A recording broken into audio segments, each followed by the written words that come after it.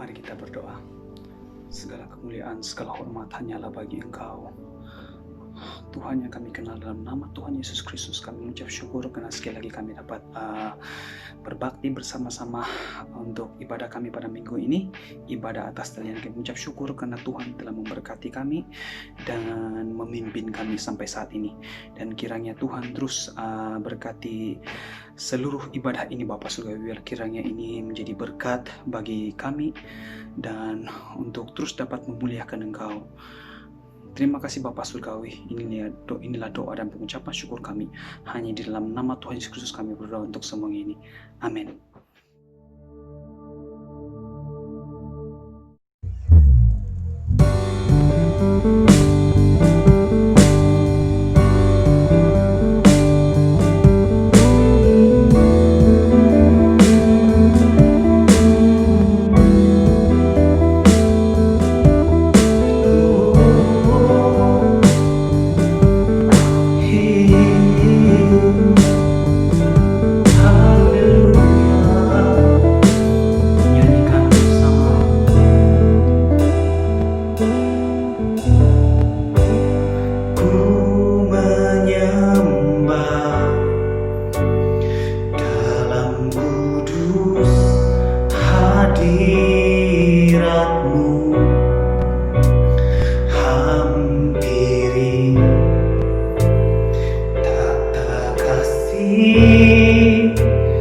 Karuniamu Bapa,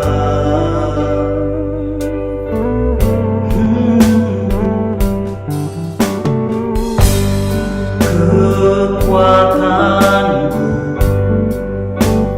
hanya dalam hadiratmu, Yesusku. Hanya Kaulah segalanya.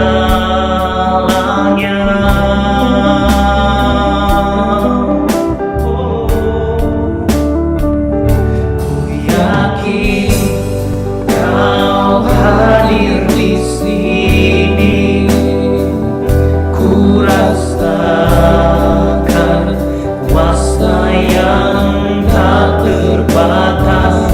Ku yakin Kau nyata di sini. Kemenangan terjadi di sini.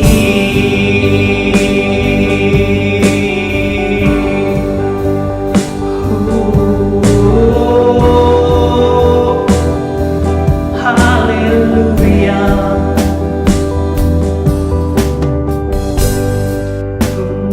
Menyembah dalam kudus hadiratmu, hampiri tata kasih karuniamu Bapa. Oh, kekuatanku hanya dalam hadiratmu, Yesusku. Hanya Kaulah segalanya.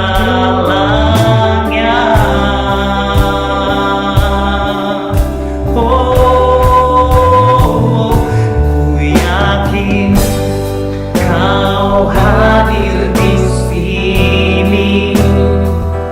Ku rasakan kuasa yang tak terbatas. Ku yakin Kau nyata di sini. Kemenangan terjadi di sini. Segenap jiwa memujimu, sungguh besar Kau Yesusku.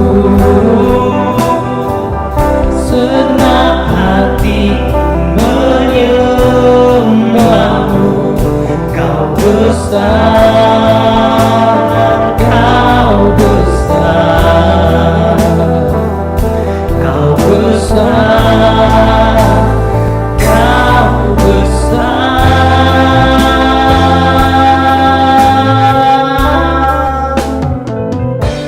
Ku yakin Kau hadir di sini. Ku rasakan kuasa yang tak terbatas. Ku yakin Kau nyata di sini. Kemenangan terjadi di sini. Kesembuhan terjadi di sini. Kelepasan terjadi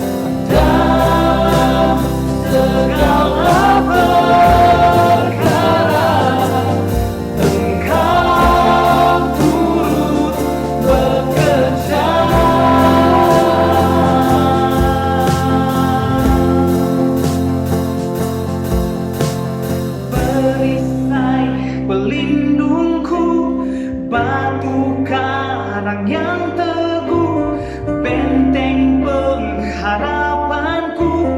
Kaulah Tuhan, Kaulah Raja, perisai pelindungku, batu karang yang teguh, benteng pengharapanku. Kaulah Tuhan, Kaulah Raja, perisai pelindungku, batu karang yang teguh, benteng pengharapanku. Kaulah Tuhan, Kaulah Raja, sepasi mentari bersinar begitu pun janjimu. Dalam segala perkara Engkau turut bekerja, sepasi mentari bersinar begitu pun janjimu. Dalam segala perkara Engkau turut bekerja.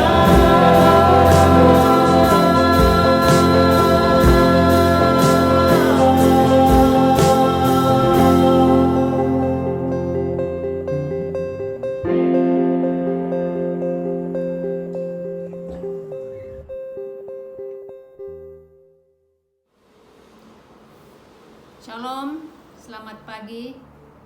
Bertemu kita lagi di Alam Maya pada pagi hari ini. Doa kami, Anda sentiasa dalam perlindungan Tuhan.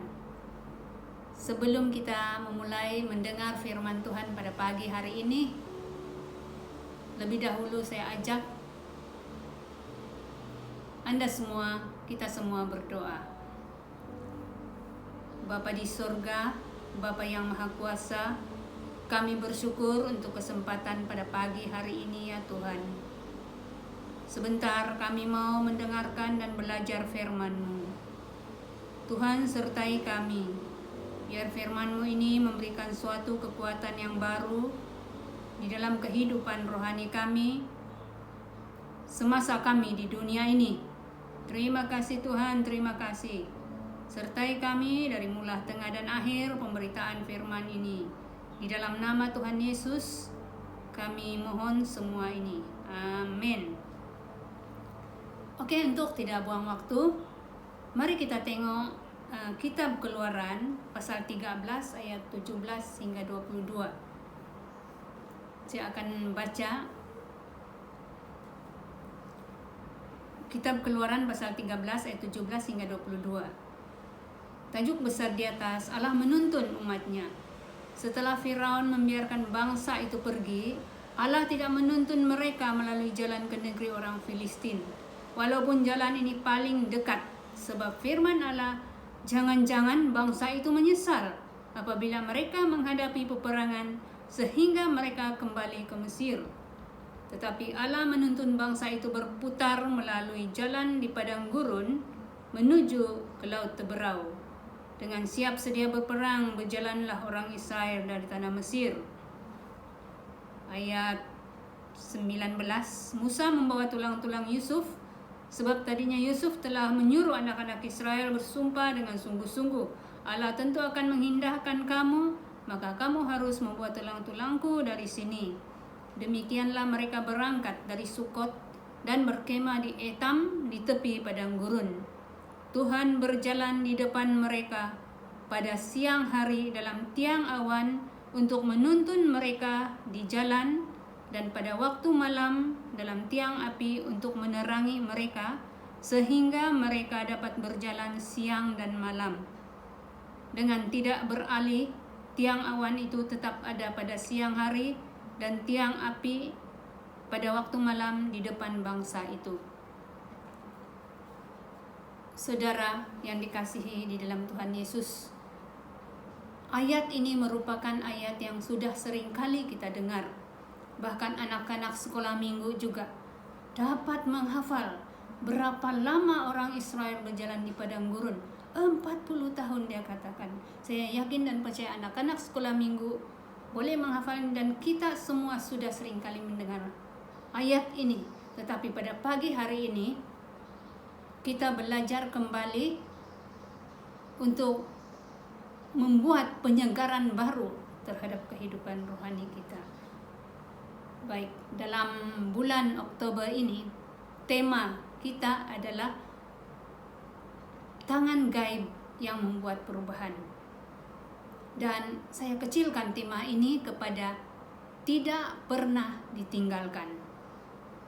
Nah, dalam perjalanan menuju tanah Kanaan, bangsa Israel melewati medan yang sukar. Itu medan yang pertama adalah padang gurun, dan medan yang kedua adalah lautan. Selain sukar, kedua medan itu mengandungi bahaya yang sangat besar. Ketika bangsa Israel melewati padang gurun selama 40 tahun, sekurang-kurangnya ada 4 bahaya yang mengancam mereka. Yang pertama sekali, kekurangan air dan makanan.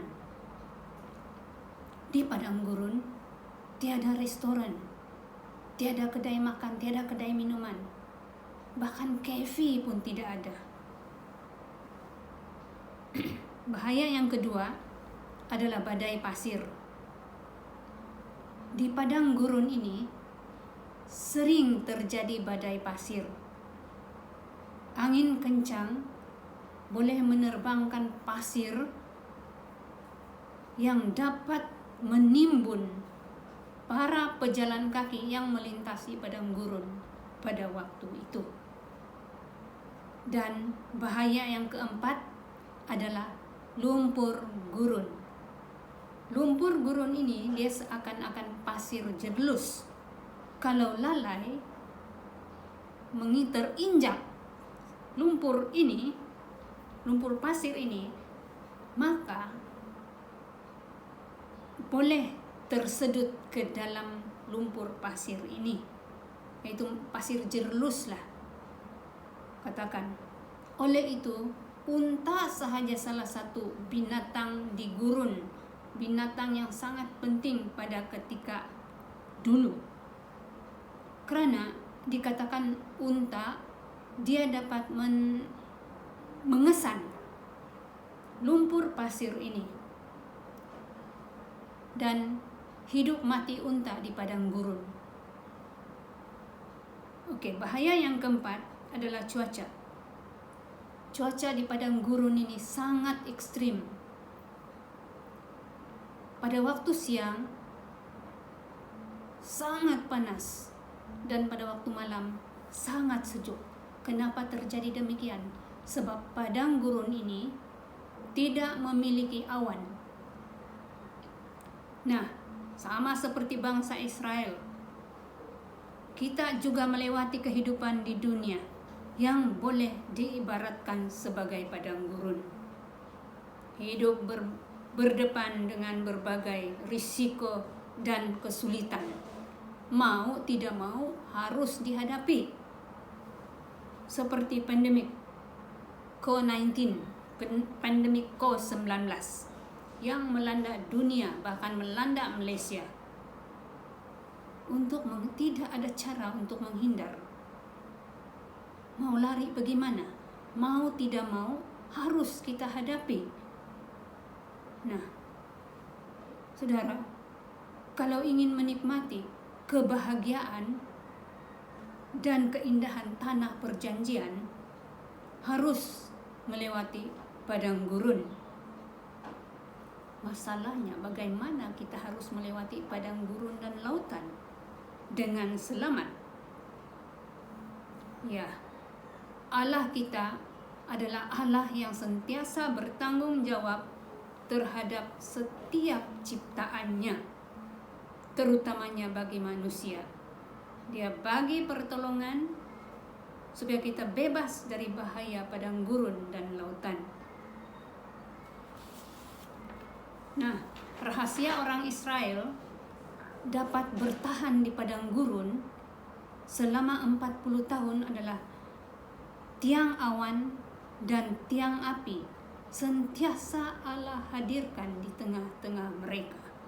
Bahkan di dalam ayat 22, Keluaran 13 ayat 22 mengatakan, dengan tidak beralih tiang awan itu tetap ada pada siang hari dan tiang api pada waktu malam di depan bangsa itu.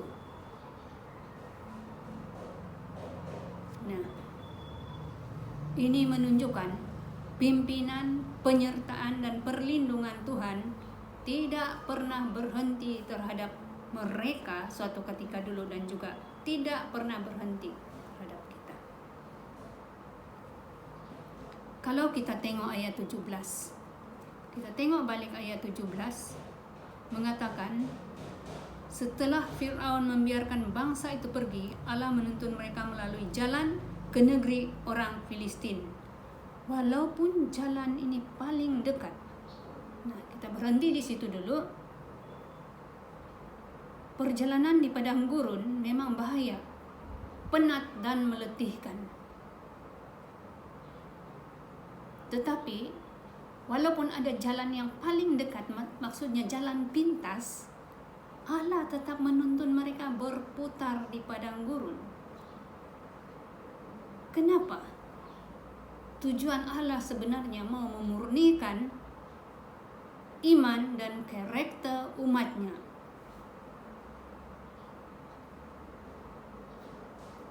Sebab dalam dunia ini semua orang mau jalan pintas, mau cepat kononnya.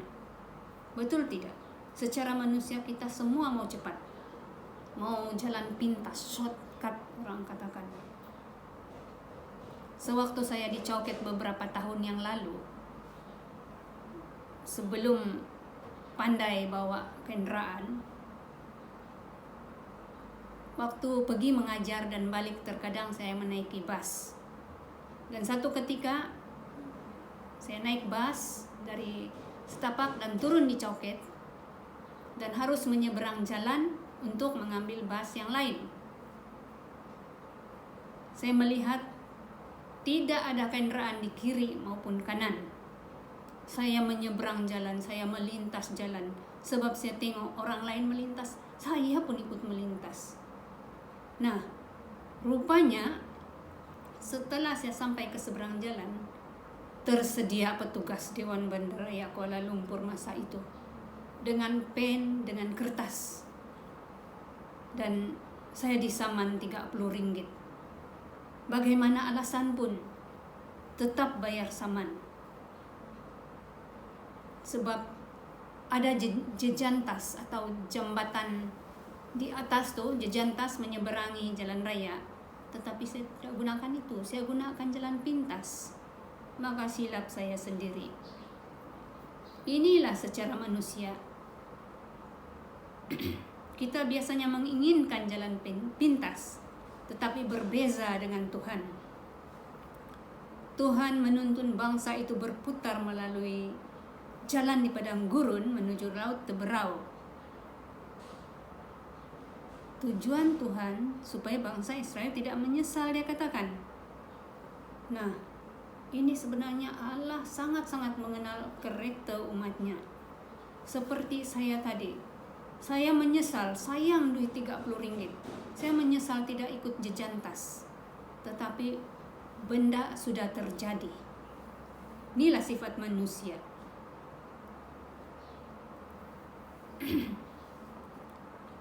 Tujuan Tuhan untuk memimpin umatnya berputar-putar di padang gurun bukan untuk menyusahkan umatnya. Karena seperti yang saya katakan tadi, dia mengenal karakter umatnya, maka penyertaannya tetap nyata bagi mereka. Saudara yang dikasihi di dalam Tuhan, dunia ini seperti ibarat padang gurun. berbagai kesulitan hidup, berbagai pergumulan hidup, apalagi masa pandemik ini.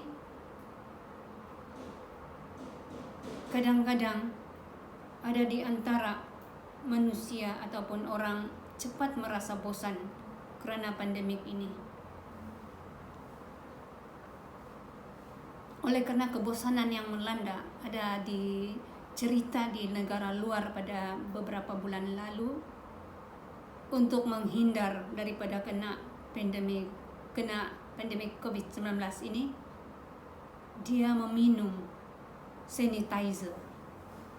Tapi bukannya jalan pintas untuk sembuh, tetapi jalan pintas untuk goodbye.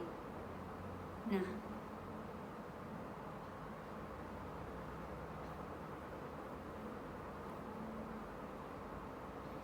oke. Jadi kita berbalik kepada perjalanan bangsa Israel tadi. Kalau penyertaan Allah berlaku atau tersedia bagi bangsa Israel masa itu, penyertaan Allah juga tersedia bagi kita pada saat ini. Kita perlu melatih hati kita untuk lebih peka merasakan pertolongan dan perlindungan Allah, sebab Dia tidak akan pernah meninggalkan kita. Banyak kemungkinan akan berlaku kalau kita tidak peka dengan pertolongan Allah. Salah satunya, kita cenderung mengandalkan diri kita sendiri tanpa pertolongan Tuhan. Seperti murid-murid Tuhan Yesus yang menyeberangi danau Galilea untuk menuju ke Kapernaum. Di dalam perahu, ketika mereka berada di dalam perahu bersama Yesus, Yesus tidur di belakang perahu. Apakah masalah Yesus keletihan? Itu tidak ada hubung kait dengan keletihan. Masalahnya, Yesus tidak dibagi tempat dan peranan sebagaimana semestinya. Memang mereka berlayar bersama Yesus, namun mereka tidak merasakan kehadirannya. Mungkin Petrus dan rekan-rekan yang lain merasakan mereka lebih arif tentang belayar ini, sebab mereka adalah anak nelayan, mantan nelayan. Mereka tidak, pada mulanya mereka tidak memerlukan pertolongan Yesus, sebab Yesus menurut mereka, mungkin dia tidak tahu apa-apa tentang pelayaran sebab dia anak tukang kayu. Itu pada mulanya. Nah, kelemahan murid-murid Yesus pada masa itu sering juga menjadi kelemahan kita masa ini. Terkadang bila kita menganggap atau kita memiliki atau menghadapi persoalan-persoalan yang mudah, yang rasa-rasa kita boleh atasi, kadang-kadang kita selesaikan sendiri. Coba selesaikan sendiri. Tetapi bila masalah itu tidak dapat diselesaikan, rasa-rasa susah masalah itu, barulah teringat Tuhan. Baru ingat minta tolong kepada Tuhan. Saudara-saudari yang dikasihi di dalam nama Tuhan Yesus, kita harus percaya dengan yakin bahwa pertolongan Tuhan tetap terjadi dahulu, sekarang, dan sampai selama-lamanya. Suatu ketika dulu, ketika saya mau balik ke Kampung Muk dari Sandakan dan sampai ke lapangan terbang Kota Kinabalu, saya sangat yakin akan pertolongan Tuhan dan saya berdoa. Sudah mau menunggu kendaraan, tapi sebenarnya kendaraan tidak ada masa itu. Terpaksa mengangkut beg yang besar untuk ke jalan besar bagi menaiki bus. Tetapi sebelum saya berbuat demikian, saya berdoa, Tuhan tolong saya. Tidak ada kendaraan untuk ke Muk pada saat ini, saya katakan. Saya pasti Engkau menolong. Amin. Itu aja doa yang pendek. Sebab jam sudah menunjukkan pukul 5 petang. Saya menyandar di tiang lapangan terbang itu di tepi jalan.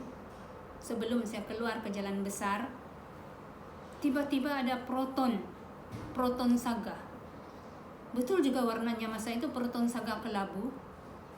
Menegur saya, perempuan yang duduk di depan dengan mungkin suami dia yang sebagai pemandu. Menegur saya, perempuan bertudung. Dia katakan, "Dek, mau balik pergi mana?" Saya katakan, "Saya mau balik pergi Kinarut di Kampung Muk, tapi tidak ada kendaraan." Saya terus terang. Kemudian perempuan itu berkata, "Mari saya hantar kamu ke Kinarut, sebab anak saya yang dari Filipina, penerbangan dia ditunda. Dia akan datang ke airport ini sekitar jam 7. Mari saya hantar kamu." Dalam hati saya sangat-sangat bersyukur dan angkat beg masuk kereta dan dia hantar sampai ke simpang rumah di Kampung Muk. Oleh karena rumah saya jauh lagi jalan raya, hanya simpang saja, turun di simpang saja.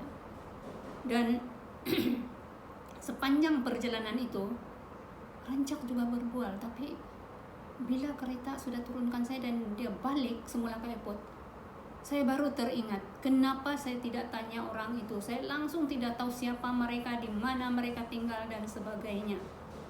Yang saya yakin pasti bahwa dia beragama Islam, sebab yang perempuan itu bertudung. Syukur kepada Tuhan. Itulah pertolongan Tuhan. Saya pikir bukan saya sahaja, tapi Anda semua mengalami pertolongan Tuhan. Haleluya. Saudara, dimanapun kita berada, pimpinan, penyertaan, dan pertolongan Tuhan itu tetap ada. Selalu Dia sediakan bagi kita. Tuhan tidak membiarkan kita berjalan sendirian. Banyak janji Tuhan dalam Alkitab yang Dia menyertai kita.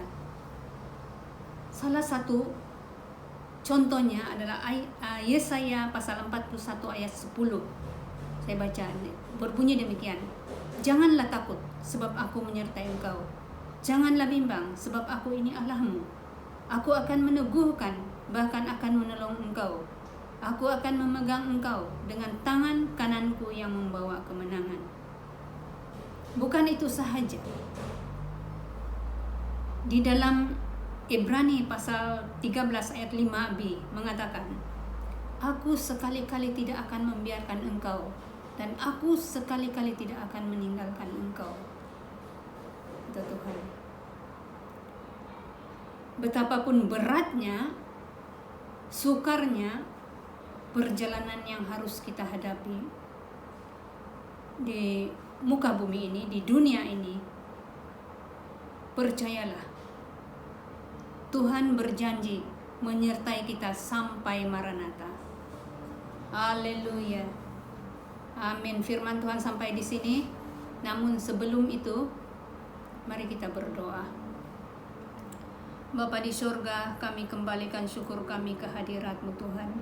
Kami bersyukur dan kami tahu Engkau sentiasa memberikan pertolongan untuk setiap kami. Terima kasih ya Tuhan Yesus, terima kasih. Jadikan firman itu sebagai satu kekuatan baru bagi kami, untuk kami senantiasa berharap, untuk kami senantiasa mengandalkan diri kami di bawah tangan-Mu yang kuat ya Tuhan. Terima kasih ya Tuhan Yesus, terima kasih, terpuji nama-Mu. Haleluya, berkati kami semua yang mendengarkan firman ini pada pagi hari ini. Terima kasih Tuhan, terima kasih. Terpuji nama-Mu. Haleluya. Dalam nama Yesus kami berdoa semua ini. Terima kasih atas perhatian Anda. Terima kasih sekali lagi. Tuhan memberkati Anda semua. Haleluya. Amin.